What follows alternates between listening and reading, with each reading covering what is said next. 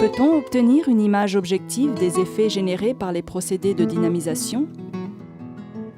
Nombre de chercheurs ont partagé ce souci, comme par exemple le japonais Masaru Emoto, qui dans son livre Les messages de l'eau a sensibilisé des milliers de gens avec le langage des cristaux d'eau.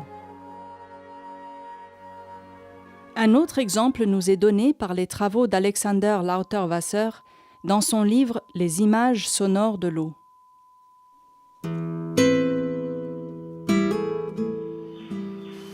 Pour réaliser cet objectif, Aquadine a choisi la méthode de la cristallisation sensible au chlorure de cuivre. Cette technique nous donne des images très convaincantes des différentes qualités vibratoires de l'eau.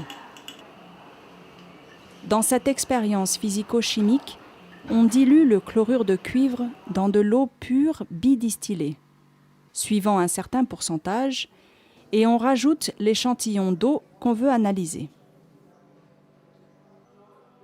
On procède de même pour tous les échantillons d'eau ayant subi les différents traitements qu'on veut objectiver. On met au four pendant 15 heures ou 24 heures au plus, et il y a donc évaporation de cette petite quantité de solution de 5 ml. L'eau évaporée laisse alors apparaître les cristaux de chlorure de cuivre dont la répartition suit des lignes de force générées par les champs électromagnétiques présents dans l'eau de la dilution. On peut alors comparer les échantillons répartis sur la plaque en verre. On part toujours d'une référence qui correspond à l'eau du robinet, de l'eau tout à fait normale, purifiée mais pas dynamisée. On voit la différence tout de suite quand on passe à l'eau dynamisée, avec l'apparition d'une belle structure semblable à celle des nervures d'une feuille qui exprime l'énergie du vivant. Les différences dans l'organisation de ces cristaux sont objectives et parlantes.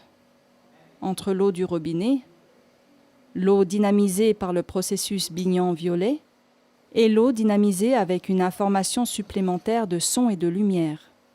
Et l'expérience se répète, invariablement. À partir du moment où on dynamise cette eau, cette structure apparaît, une structure d'ordre, d'harmonie et de beauté. L'eau dynamisée redevient, tout simplement, une eau vivante.